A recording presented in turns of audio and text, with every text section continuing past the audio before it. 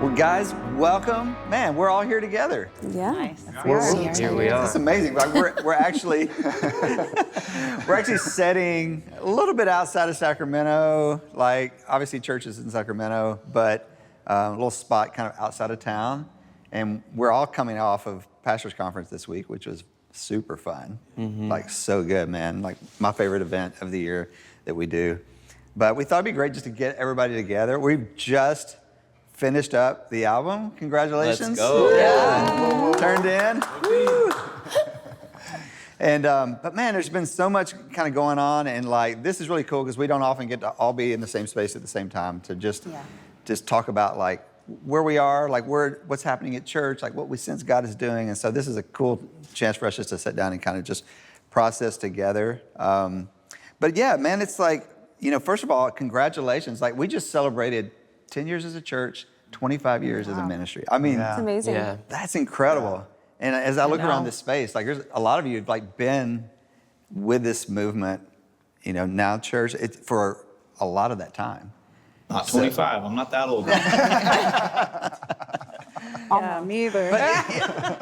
That's true, right? Yeah, maybe not anybody's been here the whole time. Yeah, Banning's not here. So, but I mean, in a culture today, especially in church, like I feel like people move around pretty often, you know, nowadays. And to see, that's one thing that really struck me when I first started working with Jesus Culture is like how many, just meeting people, and it's like, hey, how long have you been with the church? It's like, oh, well, we were part of like, you know, back in Redding, the youth ministry, we were part of that, you know, before, and then the move down to Sacramento, all of those things. Yeah. And, but maybe some of you that have like been around for a while, talk about just like what that means, like to be a part of something. I mean, you guys have had kids now that are like coming up, you know, in the ministry that you kind of helped, you know, kind of get along. And so, but yeah, speak to that a little bit of just like the longevity piece of it and how that's been, like what that means to you. And yeah, man, just feel free to jump in. Yeah, well, like I think one of the really cool things is, like you were saying, the journey that we've been on as a ministry. It's definitely involved choosing each other even through hard seasons. And I think the bummer is in a lot of ministries, and when that doesn't happen, you really miss out on. Yeah, we navigated those hard situations. We got to know each other at a deeper level. We're still running together, and we're still ultimately following the assignment of the Lord on our life. And so it's been beautiful to watch our team kind of navigate even that transition from we're predominantly doing conferences or doing albums to, oh, now we've become a church. Now we're actually having to pastor people. Now we're having to disciple people. We're having to really embody and practice what we preach, not just what we're singing about. And so that's been a really cool journey. I think it's caused our entire team to mature in a really beautiful way. And then even like the resource that it starts to create, like my daughter this year jumped into the middle school program in our youth program, which is wild. My wife was the youth pastor for 8 years. It was like part of that world that we helped build is actually becoming this beautiful space for our daughter to come in and flourish and get to know the Lord. And so I think even it's part of the fruit of this ministry is being able to, that sense of loyalty and commitment to what God's called us to do. And just for like anyone listening to this and the ministries you're a part of, like that doesn't mean that that's all daisies the whole time. There's been real hard seasons to walk through and choose to move towards each other, choose to get the tools, choose to ultimately hear the Lord above just being offended by stuff or you know, whatever, all that stuff that we've had to grow in. And then I think the beautiful part about doing that as a team is then even as, we have a lot of new faces even here now with us. It's like as we do that and they integrate into the world, we're like, well, we can actually talk to you a little bit about what it's like to do this with the same crew for a long time and a lot of cool lessons learned there. So been a cool journey, yeah. I actually moved from Connecticut to California to be a part of this ministry. We were connected to some people in the church, and so I've been here since the beginning, and it's been, well, since before the beginning, since there was like Team Church, and there was, I don't know, 30 of us. Sure. And I remember awesome. coming and my husband being like, okay, we're just like, we're gonna serve, we're gonna, you know, be in the kids ministry, and we're gonna vacuum. There was only like 30 people, and don't say anything. And I remember Chris coming up to me and being like, I heard you can sing, whatever. And I started singing with the team. But what's cool looking back is I felt like back then we were kind of digging a well. The church was super new.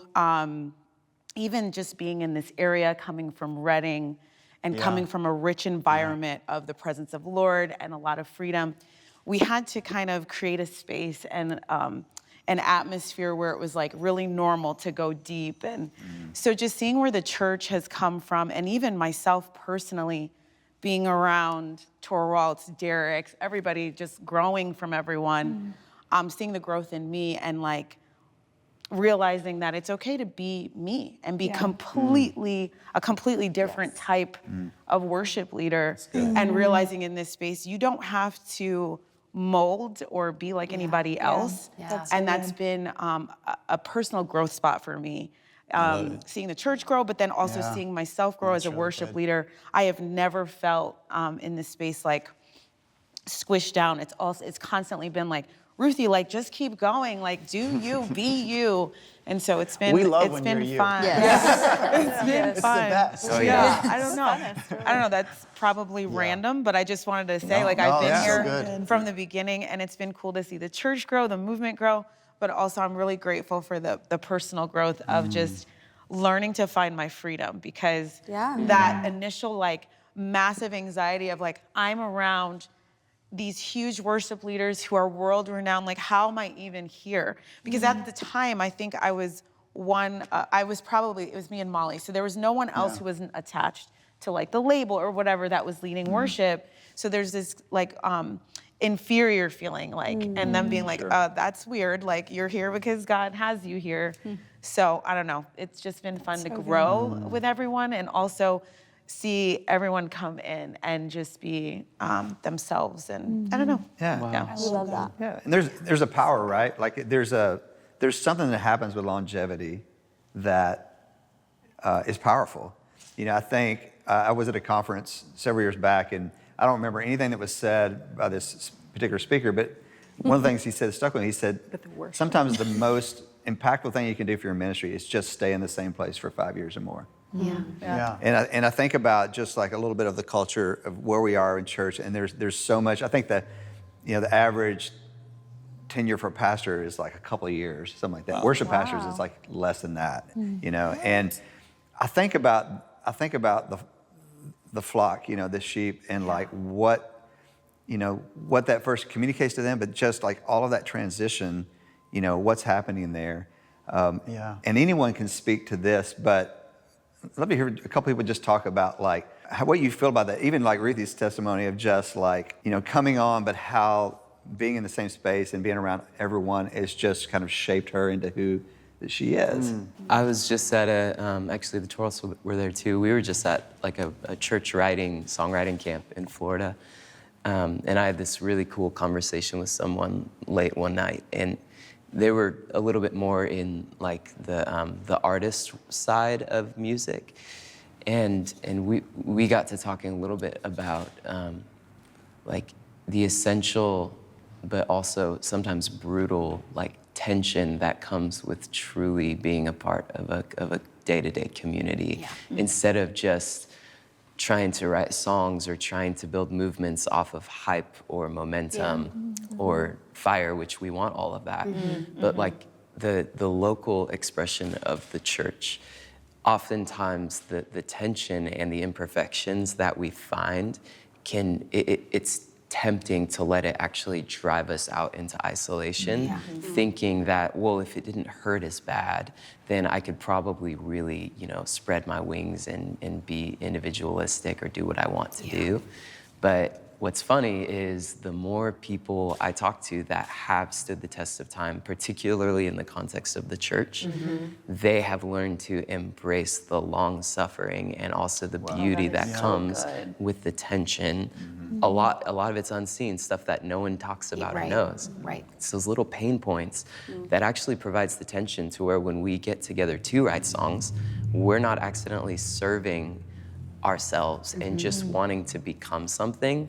It's those little like thorns in the nest that's like, ooh, but it hurts. But in that like it's kind of calling to me as well of I know what song I need to write for my church because I know what Joe in the second row is going through. Second row Joe. It's always Joe. But I think that's one thing that I've just come to. Again, love is such a funny word because when you're in the midst of the pain of actually being seen and known, sometimes it's tempting to make you want to throw the towel in. But it's actually forming us in the image of Christ. And when we suffer for Him in obedience, we actually come out the other side with authority and anointing to continue to serve the bride. So I just, that tension is something that I'm trying to learn to actually love and rejoice in instead of run from. That's beautiful. Yeah. So good. It's really good. Thorns in the nest.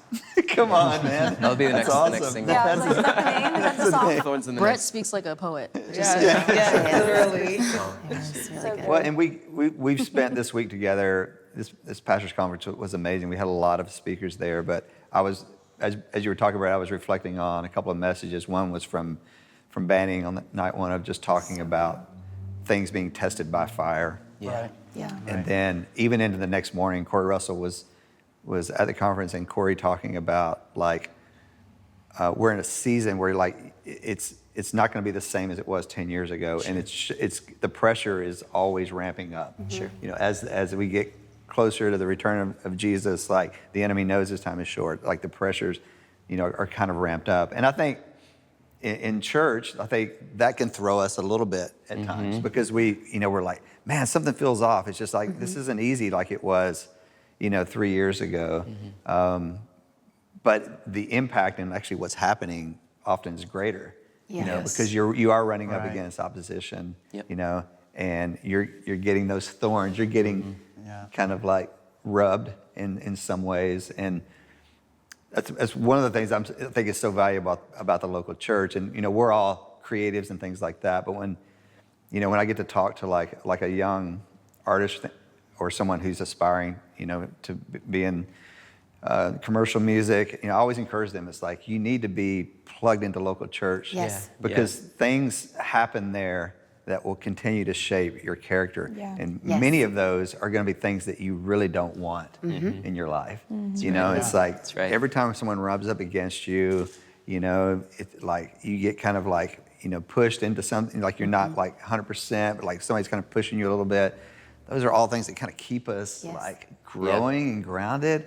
And it's like if we pull out of that just because it's easier, it's like, man, I'd rather watch church online. Sure. You stay at home, Yeah. and or I'd rather go and just sort of be anonymous, like a fly on the wall. But like when you're actually involved with church and you're helping build something, there's that rubbing and that constant sanding that's happening on your life. It's like really valuable.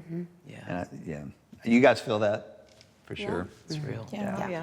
Yeah, I think too. It's like we all kind of know this, but even it's so important. Like even within this team, we have so many people who have different assignments and calls and giftings.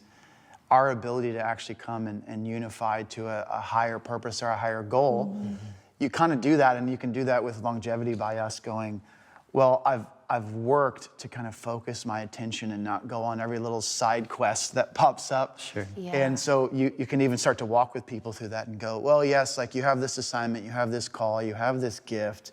You're really going to have to keep your eyes on Jesus, or you're going to get pretty distracted along the way.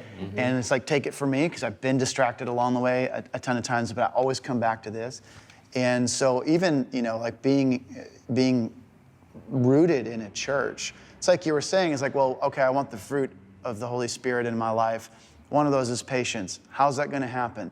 You need to go get into the parking lot at church and be waiting like 30 seconds longer than your incomplete patience wanted to wait so that Christ can be formed in you. It's like that only happens in the context of getting around other people, getting around other callings and gifts, and having to go, even in these scenarios, we all know this. It's one of the things we navigate all the time is, can I legitimately be happy for other people's breakthroughs? Yes. Are we competing with people that real. we should be rooting for, or that we should be, encouraging to step into their call? Yes. Well, I can't do that if I'm actually competing with you. If I, so it's this whole thing that you get to practice that every week at church. Yeah. And it's like you were saying, getting to be inconvenienced. One of the greatest is probably one of my favorite memories where the Lord just like really got a hold of me. I had just been out traveling, did this, amazing conference on a Saturday night or Friday night, whatever it was. Got home Sunday morning, and at the time we were doing church at a high school. It was all set up, tear down. And of all places, and my wife was the youth pastor, so we were doing all of the youth ministry inside the library at a high school. It's like it's the worst place you could ever do youth ministry, the least exciting place. And I remember I was sitting there with these like 3 kind of quirky teenagers playing board games in the library. And I remember the Lord going, man, I am just as pleased that you're doing this, maybe even more so than the thing you were doing on Friday night. Wow. And your attention is so locked in on that Friday night thing is the important, successful, anointed, powerful thing. And it's causing you to miss that actually sitting here and just being present with these young people who need leaders who love Jesus in their life. Like that's at least just as valuable, if not more. Yeah. And so I think that's why, church is so important. We get to build that, and then you get to do that across time. You get to just constantly rub up against like, oh, that person really annoyed me.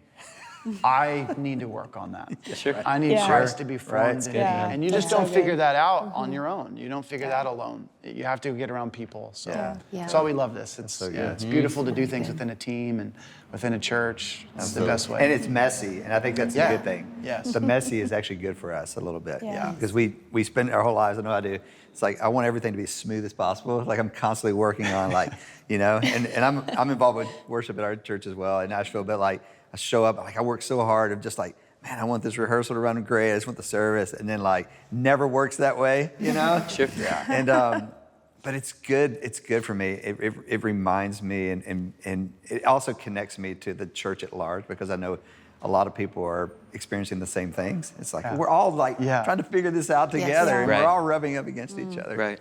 I'd like to talk to like the young ones a little bit about this. Lindsay, I'm gonna lump you in with the young ones. Oh, you're what do you want to know? But Zoe and Marie, Lindsay, like you guys get the opportunity to build on a foundation that you didn't lay. Yeah. Right. And I think that's a powerful thing. I've been in those spaces too, where you step into something and someone has laid a foundation and you get to build on that. But talk about that a little bit of just like coming in, being a part of what's going on with the church but knowing that like you're actually coming in and stepping on the shoulders of people that put in a lot of hours, a lot of hard work, built something, were faithful, and then to be able to step into that, what does that feel like? I think there's an honor of being a part of coming after the pioneer process. Like there were these worship pioneers that came into this, like started this movement, and so we're coming in behind them, being able to reach certain places because of what was pioneered. And there's that balance of like you're standing on the shoulders, but you're also carrying something different. And there's a new season and there's a different season. And so it's like you have to step into that with a sense of identity because otherwise you'll, it's not going to be easy. Either way, it's not going to be easy. But being able to know, like, this is what I carry, and I'm riding on the heels of what has already happened. And because of what has already happened, I can fully step into what the Lord is wanting to do that's new. And so it's an honor to be a part of it. And it's also that thing of like, okay, I'm carrying this as a burden. And like a mantle in a way, like you're carrying this mantle and you're moving it forward. And I do think there's a process of it where the Lord carries something from one generation to the next. I think that our movement carries revival. And so it's recognizing what does Jesus culture represent? What do we carry as a group? And what does the Lord want to move us into that's going to be new and fresh? And what is he doing in today's church and culture that we need to also be aware of. Yeah, so good. So good, Zoe. When I think another thing that Jesus Culture really does, and we've just seen it like happen in Sacramento with Banning, installing Becky as the lead pastor, they do a really good job of equipping the next generation. Yeah. They don't hoard the glory for themselves, and that's been something that has been really striking, especially like coming in and just like the way that Derek, Brett, Brian, and Katie like have just all kind of just like welcomed me and been so kind. Like, I pulled Katie aside in San Diego a couple months ago and was like, you have built so much. Yeah. Like, you have done so much, and you've been around for so long. Thank you so much for everything you've done, and thank you for just making a way and allowing me to step in. And so it's the honor of what has been, and we should always honor what has been. Sure. It's very humbling, and it should remind us always that God is always building something, and someone built something for us to step into. Yeah. We also should be working on building something for someone else to step into. Yeah, because that's now that there's a new generation of people coming in, if you will, there will be another one. So what has been laid for us? Okay, Jesus, like, what's the new assignment that we can now lay for somebody else to step into? And it is that still that thread of revival. We want to, and honestly, I really believe we're going to see a massive revival with Gen Z. So I'm now looking at this like, how can we build this for them? Like, what can we do for them now that has been done? That's That so good. We're just, and we're only all carrying it for just a little bit, you know? Yeah. And how do we honor the Lord and honor what has been and honor what is coming? Yeah, It's good. So good. Yeah. Ray, did you feel pressure? Just kind of stepping in and knowing it's like, man, there's like such a great history here. Just say no. I absolutely did, but I absolutely did. And it was, I think there was that tension, just like fighting that. But Derek and Katie and all of them that they've been here, they've been building like brick by brick. They pioneered this thing. They are so humble and so welcoming. And it's been just seriously such an honor. It's been an honor. And I agree with everything Zoe said and Lindsay, and just like, we're focusing on what we're doing now, but also we're building for the next generation too, and just continuing that. And it's an honor. So Yeah. But talk a little bit about, so like Jesus Culture had an interesting transition as a church. Okay, most churches are either like, they're planted, they're sent out, or somebody starts the church or whatever. Jesus Culture was started as a youth ministry at Bethel, and then began to do just youth events. They were seeing revival in the youth group. Worship was breaking out, and I don't know whose the idea. It's probably Banning's at some point. They're like, hey, maybe we should like record these youth nights, these worship nights, like that's the present. Maybe other people could experience the presence of God the way we are together. And everybody kind of knows the story of that, but like the music was like so fresh. It was young and just took off like crazy. And so eventually the youth ministry it became so big or whatever, leaders of Jesus Culture in Bethel was like, hey, we need to plant you guys out. We're like, this is the next iteration of like growth. We need to plant you guys as a church. So it went from youth ministry to like movement, like doing some like things around the world and to actually being a local church. And talk about those of you that were here, kind of, Mariah, I know you were kind of here a lot of that transition. You and Nathan, and obviously Brian and Katie and Derek and Ruthie was here, during some of that time.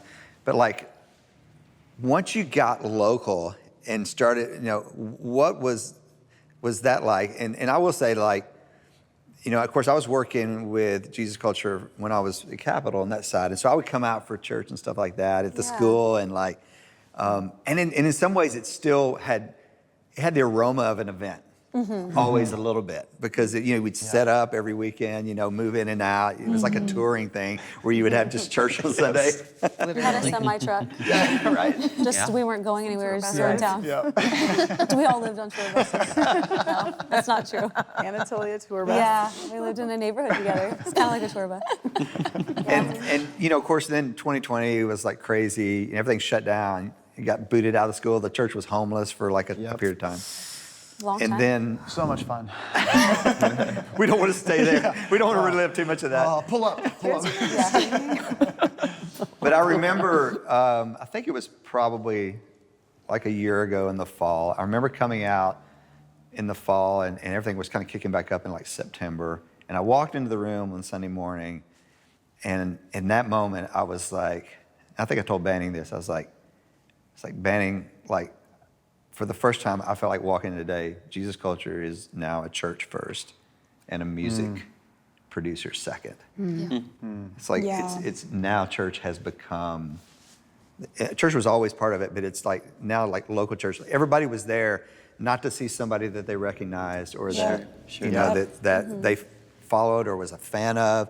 They were actually there because we love the house, you know? And I felt that even Brett, just like being in San Diego, coming down and being a part of Jesus Culture San Diego, it's like, wow, people are here because they love the house. Like this feels like the foundations of like a really, really healthy church. But maybe you guys could speak a little bit to that, of just that transitional process and now like where the church, both in Sacramento and San Diego, have landed and kind of like what that process and that journey felt like a little bit along the way.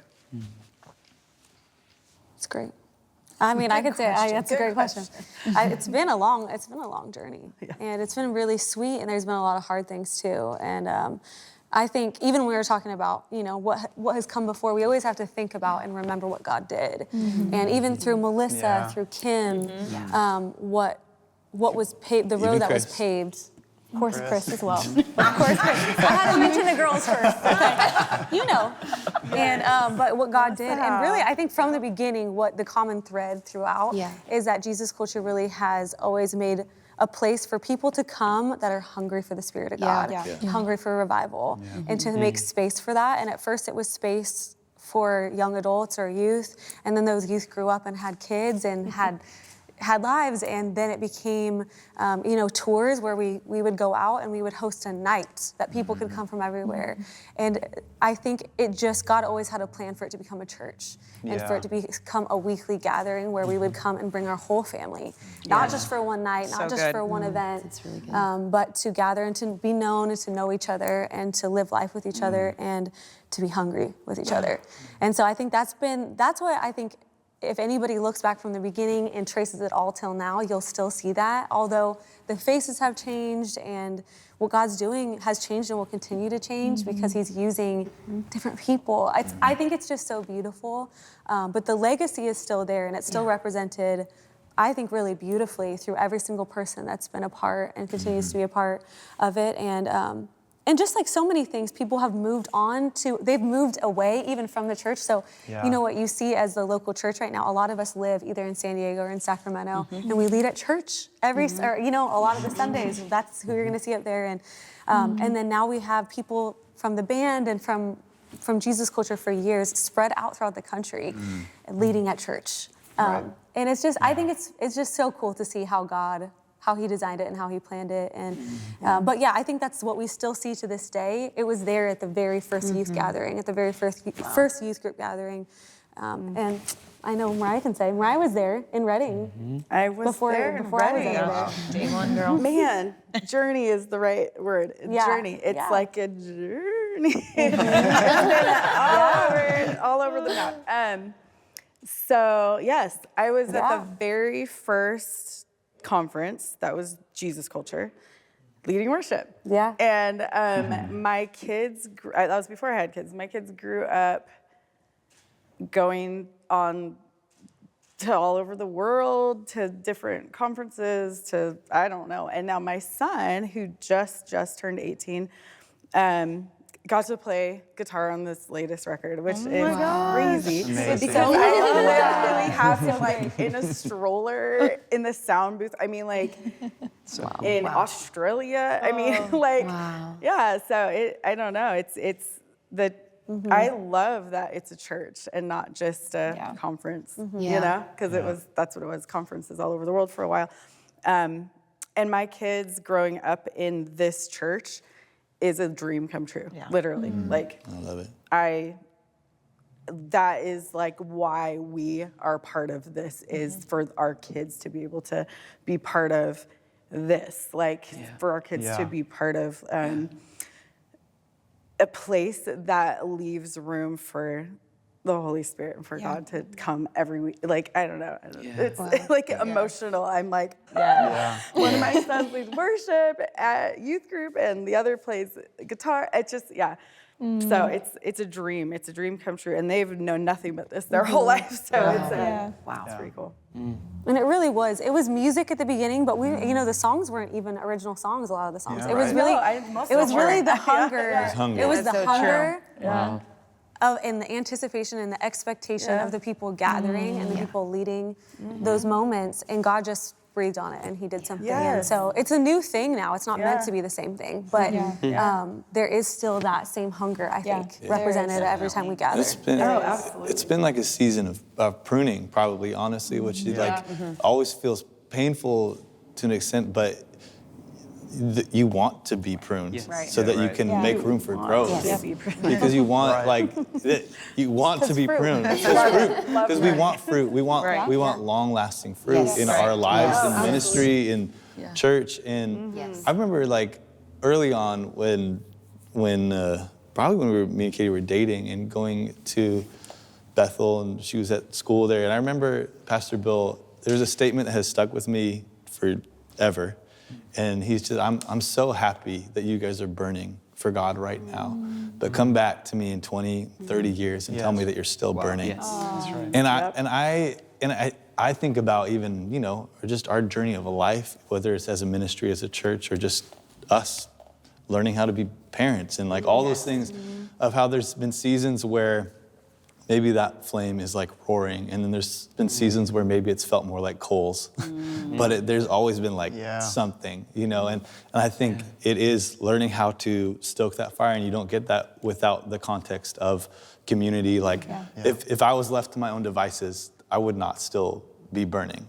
But being able to be in the space we got to lead worship 2 nights ago, and my voice was shot, and I didn't sing barely anything.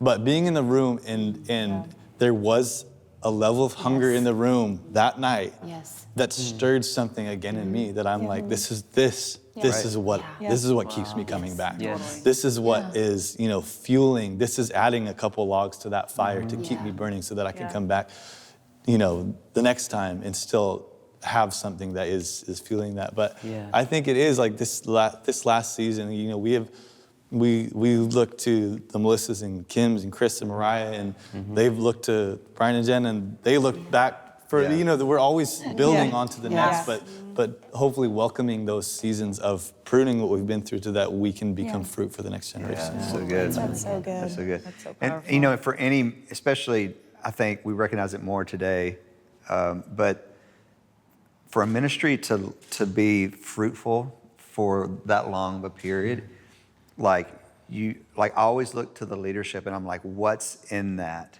Sure. That continues to not just settle for oh, great, we're going to go back and try to recapture what happened. I love what you said, Katie, of not trying to recreate what happened 10 years ago, but actually, what's the picture God has for us today? We heard a little bit of that at the conference this weekend. It's what's God doing right now? The future's exciting. But I think about the leaders, and a lot of the senior leaders at Jesus Culture. I mean, there's people that it goes all the way back to Reading. I think about, obviously, Pastor Banning and CJ, but also Sherry and Danny Silk, Zach Curry, a lot of the senior leaders, there's ties all the way back, and just the faithfulness in their lives. I mean, I that's not a small thing. In my book, it's the older I get, I realize man, if you can walk with the Lord for 30 years and continue to serve Him and build ministry, protect your ministry, be faithful, then that's not a small thing. And and I think we're standing in a lot of the blessing of that. But talk about that, the value of having that leadership. I think also just man, this is a really great collective of a lot of talented people. There's not a lot of pastors and leaders that can hold a group like this, sort of together in unity and all of those things. But talk a little bit about leadership of the church and what that's meant for you guys, why you felt comfortable of saying, I feel comfortable putting my life, my roots down here because I trust what God's doing in these leaders. That's great. That's great. Yeah, well, I mean, I do think the thing about that, which is for anyone listening to this, it is a beautiful two-way street. Where it has been, I mean, Banning and CJ have actually been really making the same call from the very beginning. We're just believing for revival, whatever that looks like. And so there is that sense for each one of us. There's the personal integrity of, well, is the Lord asking me to join alongside of that? And then will I be obedient to that through every season, through all of exactly what Brian's talking about, through all the pruning. Yeah. And so I think just constantly being able to come in alignment with that and just to see the longevity through seasons. Like I couldn't help but think, even as Mariah, as you were just sharing about you being there at the very first conference, it's like, and this is how it was like 5 years ago. But it is what it means to follow vision across time, and it's what the kingdom is like. Like she planted a seed of her life in that moment of giving her life in worship in that conference. And now here you are all these years later, and then your son is actually stepping into it. Yeah. And you're like, isn't that what we all want? That's exactly what we want. Yeah. And so I think it's kind of been the beautiful journey of this ministry. And even as a church, we were just, we all laughed about, even when we first planted the church in Folsom, it took like 3 months for everyone to realize this isn't a conference. We're actually trying to plant a church, and you should come and bring your kids and like come back next week and come hear the word. And 2 years. Yeah, it took a while. And then us, and there was a testing in that. And then even through the COVID season, it was like, in a beautiful way, all of the things that we maybe had relied on to make us feel successful, to be relevant, to even feel or appear anointed, it all was kind of stripped away. And then so that the beautiful thing is you're actually left with, and I think this to come back to even Banning's leadership, you're kind of left with then what's the raw cry that we've always had,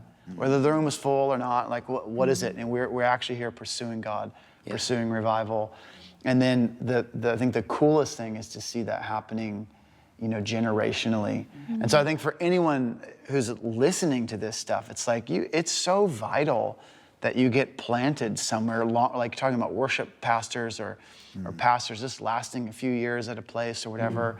And most of that, sometimes the Lord's calling you on to somewhere else, and that's okay. We've had people transition in and out. Sometimes you're actually just offended, and you need to work through it and forgive people and stay planted somewhere. Yeah. Sure. That's hard. It's hard to do.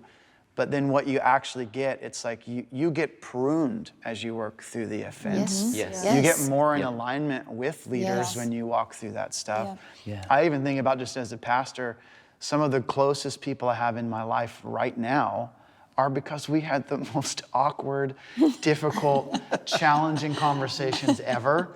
And we could have had every excuse to go, no. I don't do this anymore. And then you actually work through that, you press through that, and then you find like, oh, that's actually the way the kingdom's meant to work. Yes. Yeah. As you choose each other through those differences. And so I think everyone here, especially who's been here for a long time, it's ultimately been time and time again, oh Lord, we can follow our leader because he's actually had the same drumbeat from the very beginning. And because there's been that consistency, things change, room change, building change, leaders change, but we've had that same core conviction that we're going after. And so that's kind of been that true north, I think. Yeah, that's so good. Yeah. Well, we just mentioned it, or I mentioned at the top, we just turned in an album. I'd love to hear you guys talk a little bit about the songs. I think I mentioned to you guys, like, we were all in the thick of this, and when you're making a record, it's like you're just so in the weeds with like individual songs and like listening to mixes and like things like that. And when it finally all got put together, and I actually just sat down and I just listened all the way through, I was just amazed at like lyrically, like what was happening in this record. It felt so much like, I think I said, like it had the aroma of prayer room like all over it. But talk a little bit about these songs. Like you guys all carry songs, and but just like, what were some of the themes that seemed to poke out to you guys? We wrote 10 of the 11 songs on this album. Marie's song, Banning came through with like like a great shot right at the end. It's like, have you heard this song? And I'm like, yeah. It's like, I think there's something on that song. And I'm like, I don't know, Benny. It's so good. It's And so then, good. release it like first night of our September conference. I was like, Everyone's like, he was slaying right. those. Yeah, there it is. Man.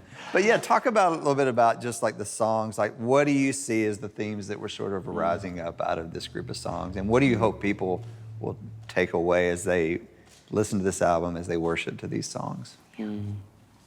I think this is I will always call this just the Jesus record. That's what I've been calling it behind the scenes. This is the Jesus album. Yeah. And I think, this is just Brett's opinion, but as I've been kind of praying about what is the sound and the heart cry of our local church, I think the cool thing about Jesus Culture is it's always had a heart to both be in the weeds of the local expression, but also to have our hearts and our eyes up to say, God, what's also the global mandate that you're calling us to? For me, it's been really interesting to reflect on how we're kind of coming out of an era of really singing a lot about the power of the presence of God and the Holy Spirit being with us. And to me, what I think this record is kind of representing is we're taking all of that with us, yet we're kind of stepping into this maturing of singing about the man of Christ. Yeah. And when I listen to this record, it does two things. Number one, it crowns him, which is why I'm so proud of it. The second thing it does, though, too, is as we're singing about the details of the man of Jesus, it's painting this ridiculously clear picture of what I am called to in a daily, my daily life. So like when I sing The Lamb Slain, I'm singing it because he's worthy and because I want to exalt him and crown him for the price he paid. But also on the other side of that, I'm like, oh, it's actually making some of like the metaphorical like bloodstains on me make sense. Like there actually is a cost to following him, and it's unto something greater. So to me, this is the Jesus album, and I think it's representing this beautiful maturity of we're taking everything that we learned and the empowerment of the Holy Spirit and the healing that he brings into this season of, okay, now I'm just going to the throne room because he's worthy. Yeah. That's so good. Yeah. And it's really good. What Brett was saying, that it's like, this is the Jesus album. I think for me as well, just like None Like You, right? I just had this like moment, because I didn't write the song, but Banning's like, we gotta do this song. And I'm like, okay. And so I'm like listening to it, practicing it at home. And I'm like, whoa, there is truly no one like him.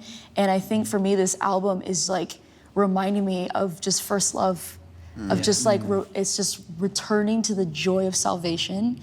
And just reminding me of like, this is who Jesus is. This is like, it's reminding me of my why, right? Serving the local church, following Jesus, that sacrifice, and it's reminding me of my why. And so, crowning him, reminding me of my why, and just returning to the joy of salvation, not going through the motions, just doing that. You just get so locked into doing like, this is what I do here, Sunday, serving, all these things, but it's like, oh, this is my why. And thank you, Jesus, you're so worthy. And just remembering that. And then the end of None Like You, just that moment where everyone's singing. You were telling me it's like reminding you of old Jesus culture, of just like that moment where everyone's singing and it's just like a picture of heaven. And I love it. It's so awesome. And I just, So good. I'm excited Yeah. for everyone to hear it. Well, and I know sometimes like we're in a streaming era, and so sometimes like sequences of songs and stuff like that kind of get lost nowadays because people don't listen to music maybe the same way they used to. I listen to albums, people, so like beginning to end. Yes. But I love the fact on this record, it had 11 songs, and the fulcrum point of the album was Christ Is All, that Mariah led, and which Lindsay wrote. Mariah led the heck out of it. Yes, she did. Yes, she did. And it's a 10-minute track in the middle. 11. Classic. 11. 49. It's long. But it Worth every minute. putting Love that song to me was like, it's absolutely. like right in the center like that. It just is like there's sort of this arc in the flow of the songs But Mariah, maybe you and Lindsay could speak to that a little bit. But like that summarized, like when I, the bridge of that song, and just the simplicity of the chorus, but Christ is all that matters. Like was such just like a statement for me, and just like I was like, yes, like that's what we're about. Like that's what we want to communicate. That's what we want to encourage people with. Yeah. I'd love you guys talk a little bit about that, and just maybe even start with you, Lindsay, just like a little bit of the idea behind that song. Yeah. And then Mariah, just like I was there the night we recorded it, and man, God was just moving in the house that night. But yeah, Lindsay. Yeah, I wrote that song several years ago with one of my best friends, Emily Lindquist, who's the worship pastor at Church in the City in New York. And I came to her with this simple chorus that I had just fell in, I was singing in a prayer room. We have a prayer room at our church, and I was serving in a prayer room, and I just found myself singing that Christ is all and all that matters. And it actually comes from Colossians chapter 3, where Paul says, there is neither now Jew nor slave, or Jew nor Gentile, slave nor free, Scythian, barbarian, circumcised or uncircumcised, for Christ is all and all that matters. Wow. Yeah. And so I didn't actually write the chorus. Paul wrote the chorus. I just wrote the melody behind it. Come on.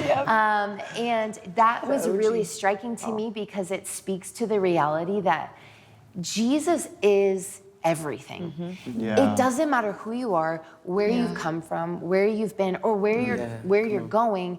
Christ is all that matters. And it doesn't matter about your name or your music or your agenda getting pushed forward. It matters that the name of Jesus is pushed forward. And Emily and I, we've written a couple of the songs on the record together. And we sat down in my living room. My son was homesick. She literally has a picture of him sitting in my lap. And I have a guitar on the other side of him. And I'm just strumming, and he's just snotting everywhere. And all the desire in our heart was, we want to make much of Jesus. And we want to give language to our people who are in the local church on how to exalt him in their lives. And it was there. I mean, she wrote a bulk of the verses, and she came to me and she's like, I was walking to get coffee, and here's what I had. And I'm like, are you insane? Emily Lindquist is a phenomenal songwriter. And that bridge is actually just from my own journal. Like that first part is from my own so good journal entry. Like I long to join the saints, to just be forever in devotion. And it is an honor and a privilege that my life is a witness to Jesus, because everything I do goes away at the end of the age. But his name is eternal. His name stands forever. And I just want to make much of him. Let me just preach. Go ahead. I love it. I mean, I just that love bridge. Jesus. I like Real it. though. I just want to read the lyric there, but like, it just really I think the heart of this group of songs. Sing it. Can you just sing it? Can I have your journal? It's a scary place. It can be a scary place. Carrie Underwood can do it, I think. Right. We can do this. Easy. It says, how I long to join the saints, to live forever in devotion, where the bottles that we've broken turn to crowns that we cast down. And whatever loss or gain, it's an honor and a privilege that my life would be a witness to Jesus' name. So good. Very good. Crazy. Very powerful. Okay, I'm tearing up. It's it's hard to read without tearing up. But Mariah, talk about just like, a little bit like what was happening in the room that night. And Okay.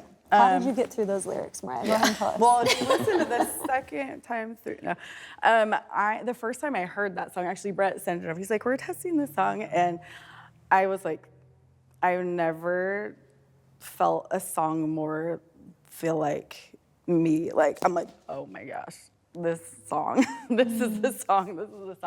And I was like, I don't even, whatever. I almost didn't feel like it was worthy to record, literally. I'm like, I don't know. Like, does that take away? Christ is all, we shouldn't record this song. It's too sacred. Like, that's how I felt about it, honestly. But no, the room, it was beautiful. It was just, I don't know. The word, read the words, listen to it.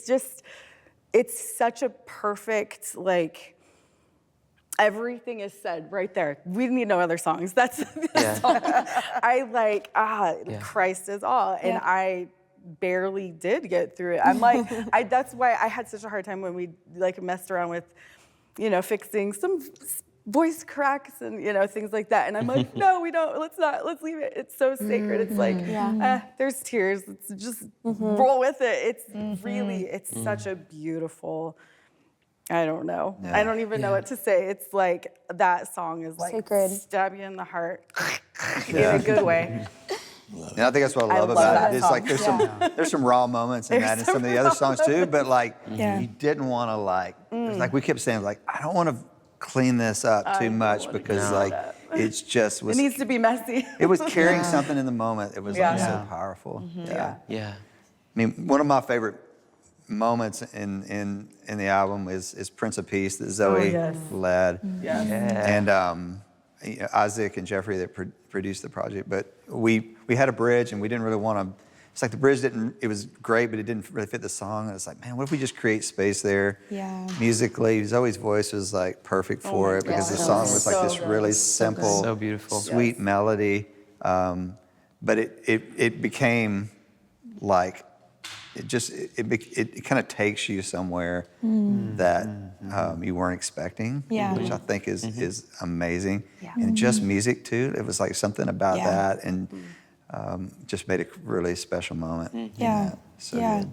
It was. I love the placement of that song on the album because I think that a lot of times we come to Jesus with like, Lord, would you give me peace? Would you give me, we approach him in that way. We can slip into that habit, but I love that this album goes through exalting him and praising him, worshiping him, and then we get to that place of like, you are my Prince of Peace. Now I can receive peace because I've placed the crown on your head.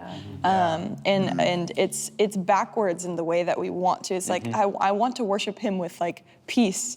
I want to worship him when my mind is clear and when all the circumstances are good and I have no distractions. And that's not the reality. It's like a lot of times we have to worship him when we don't feel like it. Worship him when there's a lot going on. And I love the placement because it's so backwards and it's so no, I can come to him without expecting anything in return. And I'm gonna come to him and I'm gonna praise him. And now because I've done that, I can receive his peace. So it's such a beautiful anthem. Wow. It's such a beautiful anthem. Wow. Well, I'm so thankful for you guys. I'm so thankful that we get to do this together. And I'm just really excited for people to be able to worship with these songs. And it really feels like it's an offering from like our house. That's what I think I love about it. It's like, hey, can we share what God has been doing in our house for the last couple of years? And you guys just really gave your hearts to that. And so thank you all. It's been great to hang out with you. Yeah. We love you, Jimmy.